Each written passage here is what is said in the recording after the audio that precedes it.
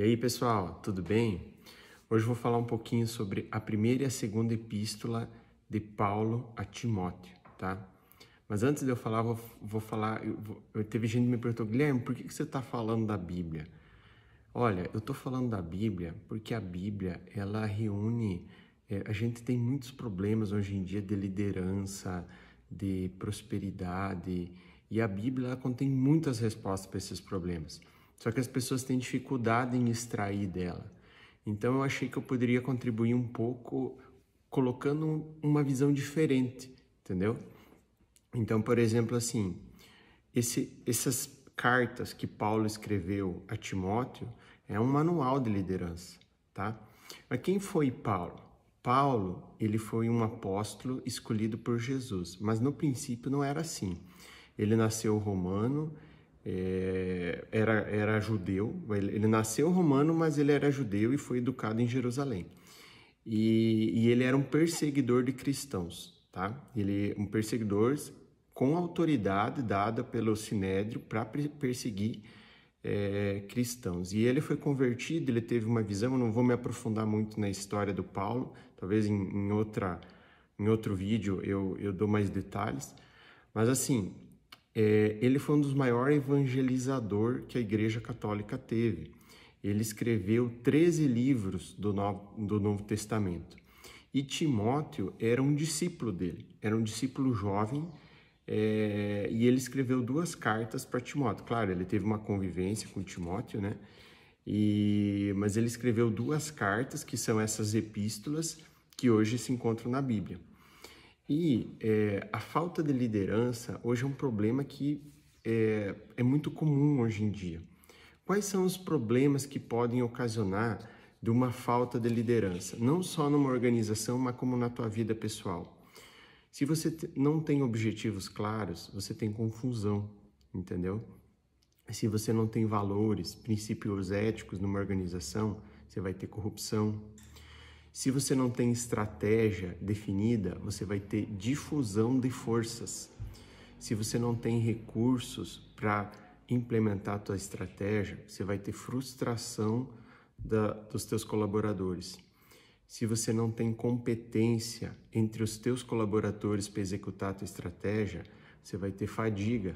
O pessoal vai cansar, não vai conseguir atingir os objetivos.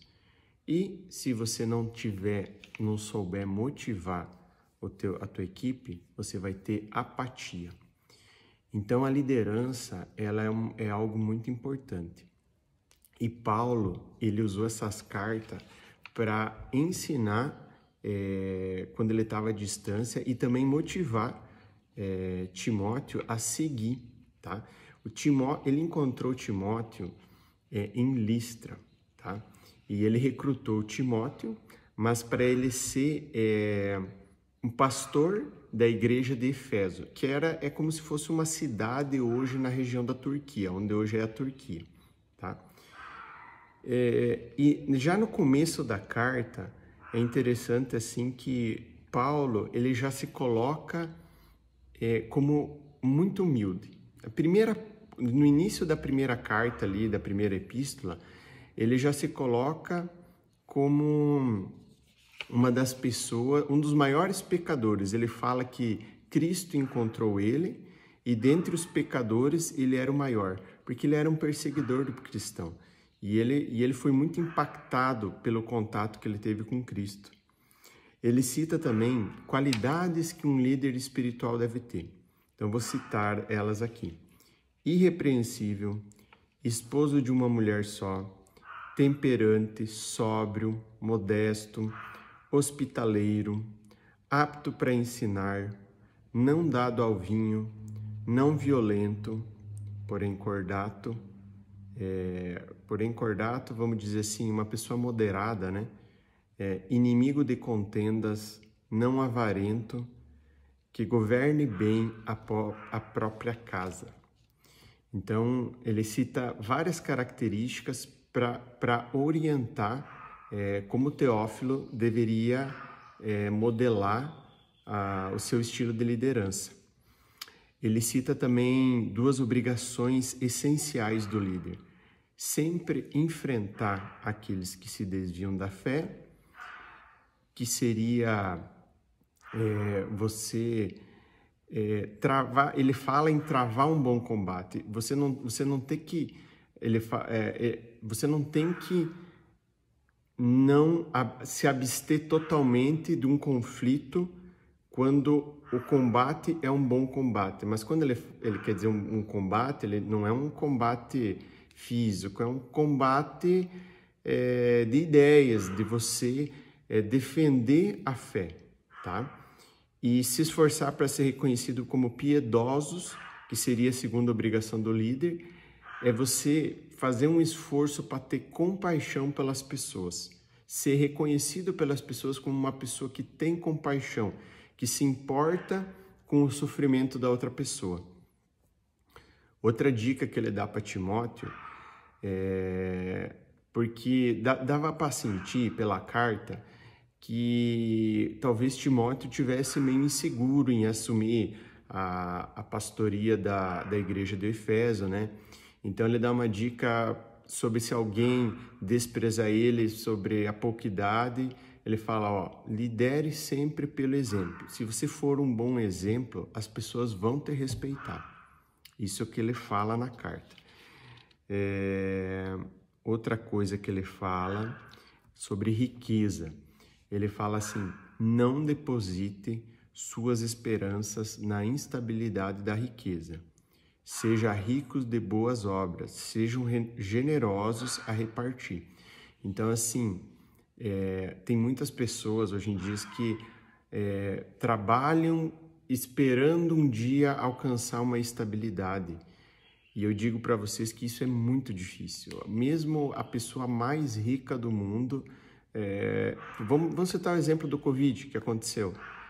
A pessoa poderia ser bilionária, ser dono da empresa lá, Airbnb, que é uma empresa online de aluguel de casas, era bilionária e veio a crise do coronavírus e bum, derrubou, entendeu?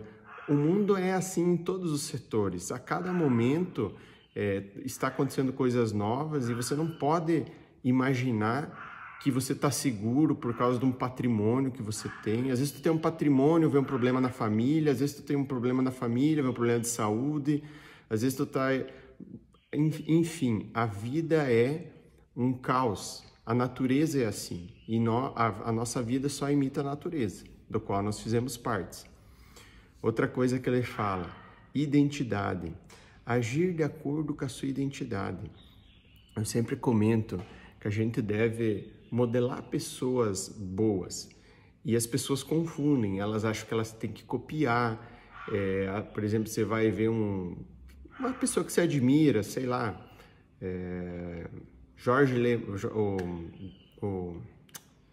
sei lá, vamos dizer que você admira o Luciano Huck ou admira qualquer um que seja. E você imita o comportamento dele. Isso aí não é saudável. Você tem que ver o que ele tem que ser de bom, mas você tem que ser você mesmo. Você pode usar elementos que você julgue interessante do comportamento dele, mas na verdade você tem que ser você mesmo. Você tem que ativar a tua identidade, porque Deus te fez imagem e semelhança dele. Para ele você é perfeito. Você não tem que copiar ninguém. Você tem que ser você mesmo. É evidente que se tiver alguma coisa que você veja que pode agregar, você vai agregar, mas sempre sendo você mesmo. Ele também encoraja Timóteo, não fiquemos envergonhados, antes participemos dos sofrimentos, coragem para liderar. Outra coisa que Paulo fala, que Paulo não fala, ele faz, ele investe tempo nos seguidores dele. Então, assim, as cartas de Timóteo, teve várias cartas, Paulo escreveu o próprio Novo Testamento, diversas cartas para várias pessoas. Ele escreveu 13 livros do Novo Testamento. Então, assim, investir tempo nos novos seguidores.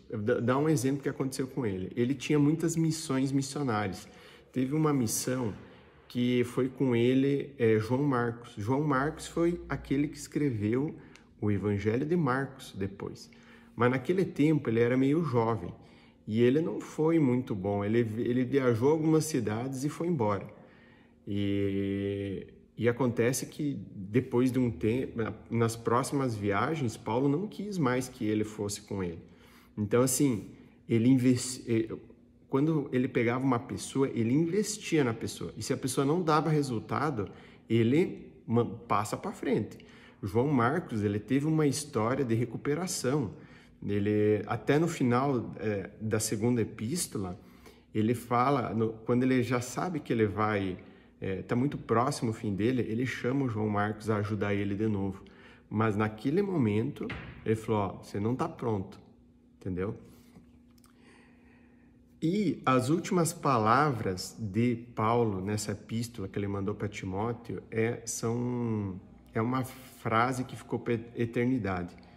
Combati o bom combate, completei a carreira e guardei a fé.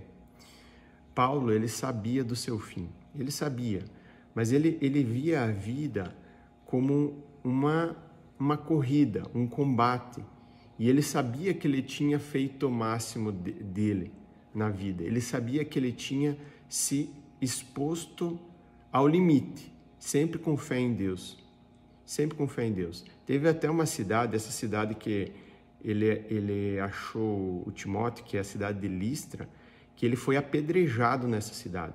E mesmo assim, ele foi apedrejado, quase morreu, saiu, voltou, se recuperou, voltou para Listra e terminou de fundar a igreja lá, os ensinamentos que ele tinha para fazer, até ele completar a missão dele. Imagine, ele sabia que ele corria risco de morte, mas ele voltou da mesma maneira, com a fé que ele tinha.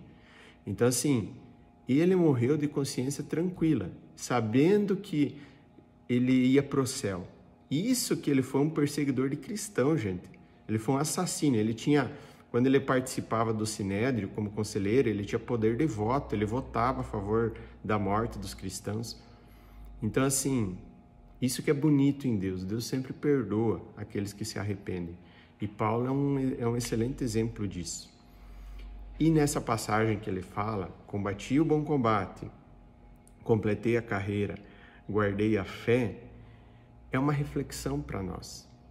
O que nós temos que fazer em vida para quando nós estiver no leito de morte, nós poder falar essas palavras e não se arrepender de nos ter ser largado para Deus, ou ser largado para a vida, ser largado para aquele propósito que a gente acredita, sem medo, entendeu? Vai ter dificuldade, vai ter fracasso, vai ter derrota, mas vai ter vitória, e no leito de morte nós vamos poder repetir essas palavras.